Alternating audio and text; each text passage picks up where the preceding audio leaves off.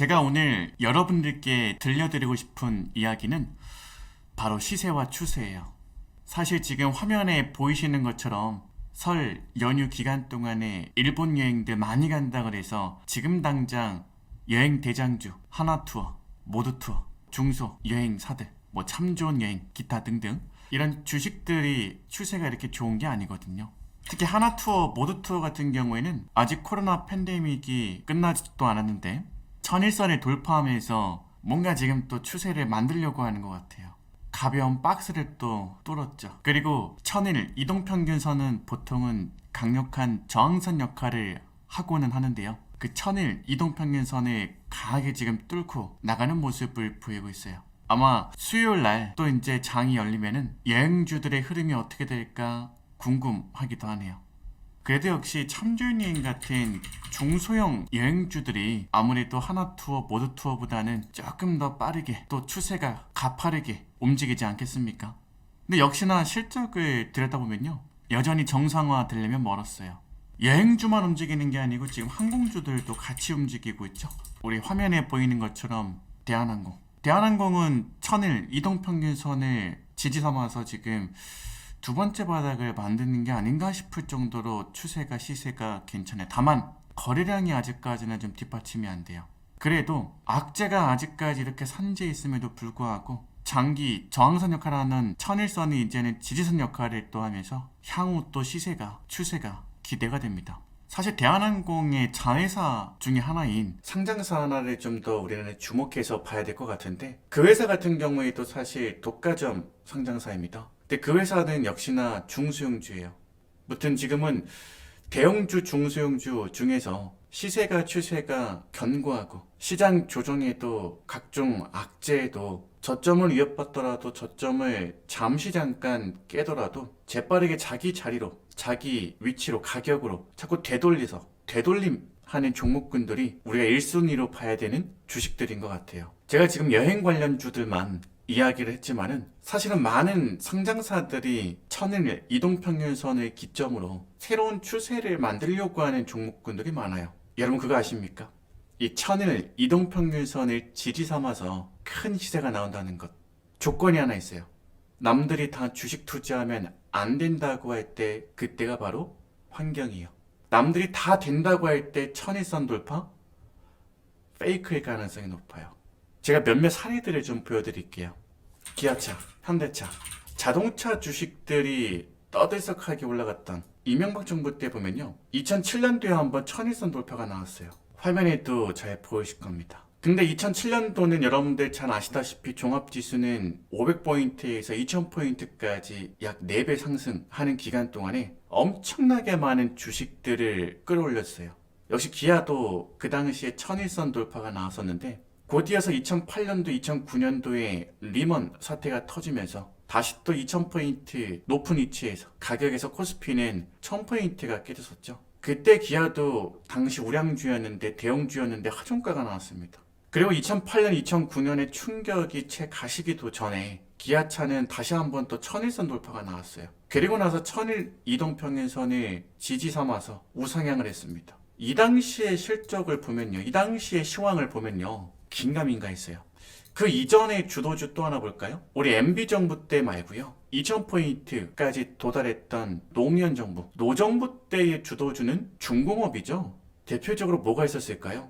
지금 최근에 잘하고 있는 포스코홀딩스 한번 볼까요? 포스코홀딩스도 화면을 통해 보시면 아시겠지만은 노정부 시절 때 천일선 위에서 신고가까지 다이렉트로 간 종목이에요. 근데 그 전에 잘 나갔을 때 76만원 돌파했을 때를 보지 말고요, 그 전에 바닥에서의 모습을 한번 봐요, 우리. 여러분 2000년 닷컴 버블 때 또 장이 좀 괜찮을 거다라고 했을 때 역시 천일선 돌파 나왔지만 다시 한번 천일선 아래로 조정이 들어왔죠. 그리고 나서 본격적으로 출발한 거는 사실은 2004년도부터입니다. 근데 2003년도, 2004년도가 장세가 시황이 그렇게 역시나 좋지가 못했어요.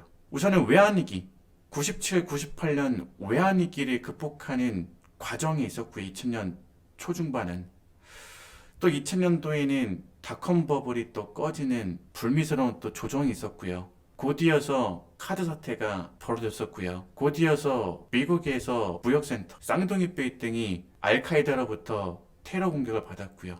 바로 또 미국의 국방부 펜타곤이 또 공격을 받았었죠. 그리고 곧 이어서 이라크 전쟁이 있었고요. 또 아시아에서는 이 사스라는 호흡기 질환 바이러스가 또 퍼졌고요. 그러니까 2000년 초중반 때에는요, 장세가 금융 환경이 그렇게 좋지가 않았어요. 그런데 거기서부터 포스코홀딩스는 천일선을 지지 삼아서 높은 바닥을 만들더니 결국은 돌파가 나오면서 당시 20만 원 돌파라더니 76만 원까지 다이렉트 들어갔습니다. 그러니까 조정다운 조정 없이 그냥 천일선 위를 떠다녔어요. 이미 눈치채신 분들이 있을 겁니다. 천일선의 비밀. 이 장기동 평균선이라고 할 수 있는, 저는 녹색선으로 설정해 놓은 천일선에 대해서 우리는 한번 좀 생각을 해볼 필요가 있어요. 근데 조건은 뭐라고요? 금융 환경이 시황이 그렇게 좋지 않을 때 천일선을 지지 삼아 천일선 자리를 깨지 않고 천일선 위를 구름을 타고 떠다니는 마치 도사들처럼 종목들이 움직이고 있다면, 주가 흐름이 뒷받침된다면, 실적이 시황이 좀 불안정하고 긴가민가 해도 우리는 일정 부분 우리의 돈을 베팅해 볼 필요가 있어요. 사실 노정부 때 포스코홀딩스 말고 중공업 주식들 중에서 또 잘 나간 거 뭐가 있었을까요? 뭐 다들 현대미포조선 얘기들 많이 하시죠. 중공업 대장 하면 현대중공업, 현대미포조선 얘기 많이 하시는데, 역시 현대미포조선 같은 경우에도 2003년, 2004년도부터 출발했거든요. 근데 이 종목은 참 재밌는 게 일일적으로 나오는 천일선 단순 돌파 종목이에요. 저점을 깨고 저점을 위협했지만 사실 천일선 위에서 그냥 가버렸어요. 근데 가는 도중에 하종가도 한번 나왔습니다. 여기 화면에 보이실 거예요. 별표 체크해 놓은 곳입니다. 그리고 나서 종합지수 2000포인트 갈 때 현대미포조선인 몇십 배 갔어요. 어마어마한 시세를 분출했죠. 뿐만 아니라 건설주 당시 GS건설도 찾아보시면 천일선 위에서 조정다운 조정 없이 갔다는 걸 알 수가 있습니다. 뭐 OCI라는 당시 동양 제철 화학인가요? OCI도 뭐 태양광 하지만 그 당시에도 사실은 꽤나 잘 나갔던 주식이었어요. 하지만 주가가 많이 올라가고 나서 사람들이 대기업 인정을 해주고 대학생들이 취업하고 싶은 회사 중에 하나가 되었지, 10,000원, 20,000원 돌파할 때까지만 해도 OCI도 별 볼 일 없는 회사였다고요. 인정을 하지 않았던 그저 그런 회사였다고요. 천일선을 단순 돌파 나오고 거기서 지지받고 넘어가는 걸 보세요. 여기서 시황을 보시면 안 됩니다. 이 구간은 뉴스를 꺼내다 보시면 안 됩니다. 뉴스는 끔찍해요. 사실 여러분들 지금 이 방송을 보고 듣는 여러분들 살아오시면서 경제가 좋았다는, 살만하다는 기사 뉴스를 들어보신 적이 있습니까?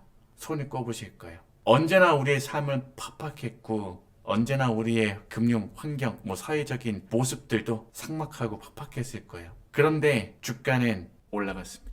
우리가 자본주의에서, 이제 시장경제주의에서 주식 투자를 해야 되는 이유가 사실 미국에서 검증됐잖아요. 200년 동안 별의별 일들이 많았었는데 어떤 일이 벌어졌습니까? 끊임없이 우상향이었죠. 다만 미국도 우리 국내 증시도 종목, 그러니까 선수 교체는 있었어요. 그러니까 충분히 세력들의 큰 손들이 작업을 통해서 주가를 띄우고, 물론 거기서는 포장지들이 이쁘게 붙죠. 많은 사람들이 믿는 실적, 또 포장지입니다. 삼성전자, 카카오, 지금 최근에 주도주였던 종목군들을 잘 떠올려 보세요. 여러분들이 언제 매수하고 싶었는지, 언제 매수했었는지. 실적이 좋을 때잖아요.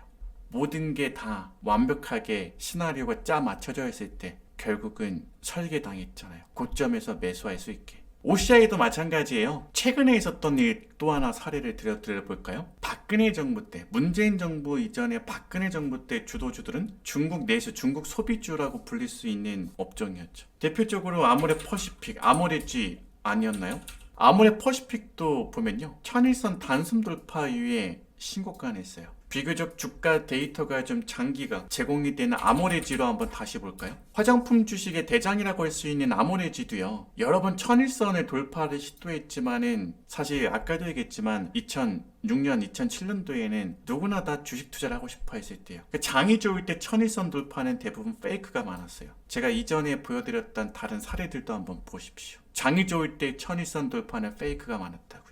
하지만 장이 안 좋을 때, 지금은 주식 투자하면 안 돼, 지금은 달러 자산을 사야 돼, 지금은 금을 사야 돼, 지금은 채권을 사야 돼, 엉덩이 뒤로 쭉 빼는 얘기들이 많이 나올 때에는, 부정적인 이야기들이 전망이 쏟아질 때에는 우리가 상장 주식들 잘 봐야 되는 이유가 바로 여기 있어요. 거기서부터 천일선 단순 돌파가 나옵니다. 천일선 부근에서 조정이 약한 종목군들은 실적이 긴가민가해도 천일선 위에서는 사줘야 돼요. 그런데 그래서 함정이 하나 또 있어요. 많이 올랐네. 우리 사람이 얼마나 간사한 줄 아십니까? 주가 생 바닥에서는 부정적인 얘기만 쏟아내고 거기에 편승하던 사람들이 바닥 대비 주가가 천일선 돌파 나갈 때 대개 100% 200% 위에 올라가 있는 경우가 많습니다. 그럼 얘기하죠.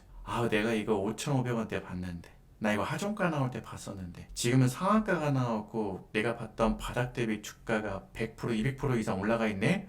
너무 비싸, 이건 안 돼. 그러면서 바닥을 쳤죠. 여러분 지금도 그렇지 않나요? 지금도 바닥 대비 몇 퍼센트 많이 올라갔네, 비싸네 하면서 바닥 종목을 찾지 않냐 이거죠. 여러분 지금서부터 우리가 봐야 되는 종목들은 바닥 대비 100% 200%가 올랐었더라도요, 천일선 위에서 새로운 시세를 꿈꾸면서 상상하면서 베팅할 수 있어야 돼요. 물론 여기서 베팅하는 지점, 매수 지점들은 여러분들의 경험이, 노하우가 혹은 지식이 필요합니다. 그게 기본적 분석이든 기술적 분석이든. 근데 제가 핵심을 하나 꼭 얘기를 해드리고 넘어가고 싶어요. 바닥 대비 100% 200% 올라갔다고 안 쳐다보게 되면 그 주식들이 몇 년 뒤에는 수십 배 올라가 있을 겁니다. 제가 또 하나 비밀을 알려드릴게요. 바닥을 지저분하게 잡았던 징그러운 그 주식이 천일선 단순 돌파가 나오고 각종 악재에 또 주가가 흔들리지 않고 시세를 견고하게 이어나가는 모습을 보인다면 그 주식들이 나중에 가서 보면 제일 많이 올라가 있어요. 지금 꽃이 지니까 열매가 피었습니다. 삼천리라는 열매가. 화려하게 피었던 삼천리 꽃잎이 떨어지고 나서 바닥을 다지더니 삼천리라는 화려한 열매를 맺고 있습니다.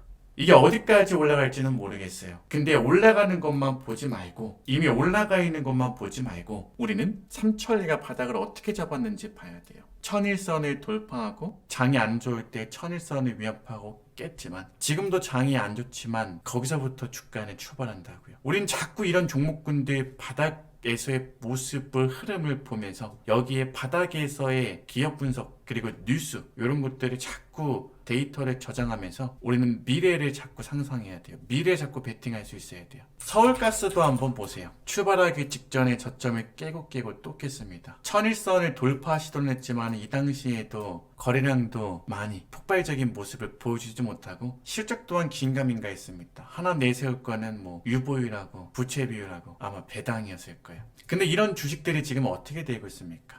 여러분 세방도 마찬가지. 이미 많이 올라간 종목을 사라고 부추기는 게 절대로 아닙니다. 우리는 이 세방의 바닥을 보면서 다음 후속주는 어디에 위치해 있을까? 어떤 흐름을 보이고 있을까? 자꾸 데이터를 수집해야 돼요. 여러분 선광도 마찬가지입니다. 오늘 푸는 김에 다 푸죠 뭐. 제가 보여드린 지금 천일선 위에서 단숨에 시세를 뿜고 있는 종목군의 특징이 뭔지 아십니까? 시세가 진행될 때 거래량이 많지 않아요. 인기가 없다는 얘기죠. 그리고 재무적으로 펀더멘탈 쪽으로 뛰어난 게 있어요. 아까 유보율 얘기했죠? 부채비율 얘기했죠? 하나 더. 자산주들이라는 겁니다. 왜 자산주에 우리가 주목을 또 해봐야 되느냐? 자산주가 우리 국내 증시에서 많은 사람들에게 알려진 시기가 94년도였습니다. 종합지수를 한번 보시면은 88 올림픽 상투 이후에 88 올림픽 상투 버블을 쥐어버리는 조정이 있었는데요. 그 조정에서 자산주 랠리가 나왔었어요. 우리가 흔히 얘기하는 가치주,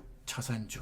외국인들이 우리 국내 시장에 직접 투자가 가능해지는 시기와 맞물려서 여기서 이제 그 당시에 방직, 실 만드는 섬유, 의복, 종이, 목재 이런 가치주, 자산주들의 랠리가 있었어요. 근데 그 자산주 랠리가요, 수십 배, 어떤 것들은 100배 이상 시세를 분출했어요. 그리고 나서 펀더멘탈과 상관없이 버블을 메우는 조정이 수십 년 동안 있었습니다. 근데 지금 재밌는 거는 그 수십 년 동안의 조정을 끝내고 새롭게 또 시장에서 추세를, 시세를 만들려고 하는 미세한 변화들이, 흐름들이 지금 포착이 되고 있어요.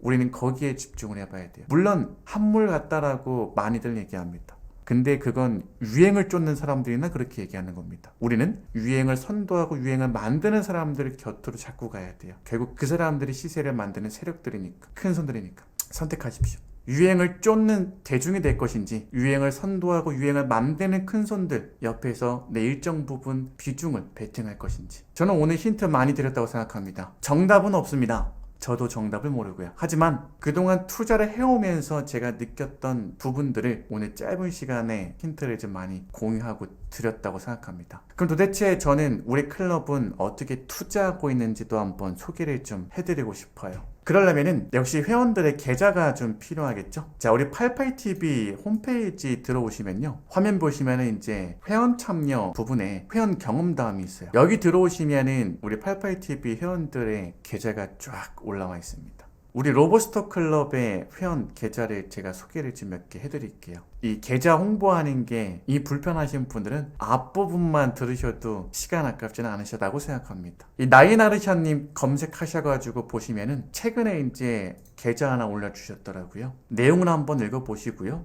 이분은 참 재밌는 게 2020년 3월 달에 코로나 당시에 투매 당시에 계좌를 올려주셨어요. 그 당시 계좌 수익이 아니고 마이너스를 올려주셨네요. 마이너스 1억입니다. 계좌 손실은 마이너스 29%예요. 그런데 여러분들 지금 시장이 어려울 때 투자 계속 하실 수 있겠습니까? 최근에 재밌는 기사들 몇 개 많이 나오더라고요. 지금 이 계좌 얘기가 나오니까 갑자기 또 생각이 났어요. 지금 주식형 펀드를 운용하는 운용사 43군데를 조사를 해보니까 모두가 다 손실이래요. 1월 21일 날 나왔던 기사입니다. 여기 보시면은 이제 그나마 선방하고 있는 펀드사가 최근 1년 동안에 마이너스 11.7%랍니다. 최근 1년 동안에 가장 손실을 많이 보고 있는 회사도 공개가 되었는데 마이너스 32.6%랍니다. 그러니까 1년 동안에 장이 정말 어려웠었잖아요. 뭐 가치주를 판매하는 공모 펀드도, 뭐 성장주를 판매하는 추적하는 관찰하는 펀드들도 지금 다 죽쓰고 있더라고요. 그런데 이들 판매사들 잘 보면요, 나중에 언젠가는 또 수익률이 막 역전되면서 플러스가 전환되는 시점이 있을 거라고요. 지금 이 마이너스가 중요한 게 아니고 이 마이너스를 극복할 수 있는 종목을 포트를 가지고 있다 그러면 결국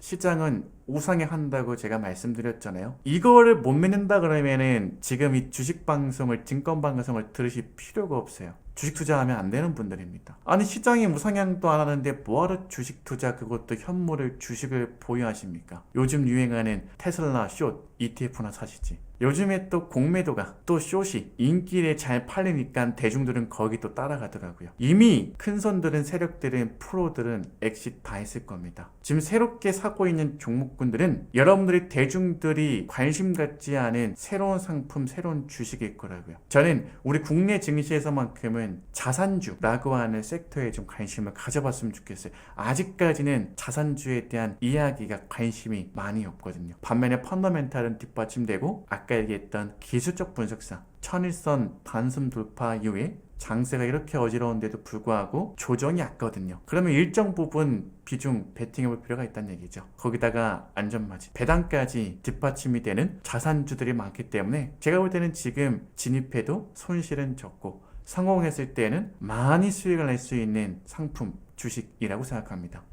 자, 다시 돌아와서요. 이렇게 우리는 시장이 어려울 때에도 마이너스 1억이라는 계좌를 들고 같이 저랑 투자했던 회원들 계좌를 보듯이 꾸준하게 투자했어요. 그 밑에 보시면은 최근 계좌까지 올려주셨어요. 2023년 1월 17일 최근 계좌입니다. 현황입니다. 여기서 제가 보여드리고 싶은 거는 이 기간 손익 2억 2,700만원, 계좌 수익 55% 수익, 이게 아닙니다. 장이 안 좋아도 오르든 내리든 꾸준하게 매수 들어갔다는 거, 요거를 좀 보여드리고 싶어요. 우리는 이거를 옥구라고 얘기합니다. 다들 얘기하잖아요. 지금은 금리 인상기이고 전쟁 확전 위험도 있고 파월 의장도 금리를 계속 올린다 그러고 한국은행도 한 번 더 금리를 올릴 수 있고 모든 게 다 지금은 투자를 하기에는 이르다. 현금을 보유해야 된다. 인기 유튜버들도 지금 다 현금 들고 있으라고 얘기하잖아요. 근데 그 사람들 6개월, 1년 전에는 뭐든지 사야지 인플레이션 국면에서 왕따 당하지 않는다 라고 얘기했던 사람들입니다. 근데 지금은 장이 조정하니까 상황이 반전되니까 또 이 상황에 편승해서 얘기합니다. 6개월 전에 이미 그 얘기를 했었어야죠. 1년 전에 이미 그 얘기를 했었어야죠. 모든 상황이 다 벌어지고 나서 엎질러진 물을 주워 담는 식으로 얘기하는 게 무슨 의미가 있겠습니까? 어차피 주식시장은 우상향합니다. 단 종목만, 선수만 바뀌어서요. 우리는 그걸 알고 있어서 오르든 내리든 우리가 픽한 종목군들을 꾸준하게 매수에 들어갔어요. 그 결과물이 이렇게 나왔다고 저는 믿고 있습니다.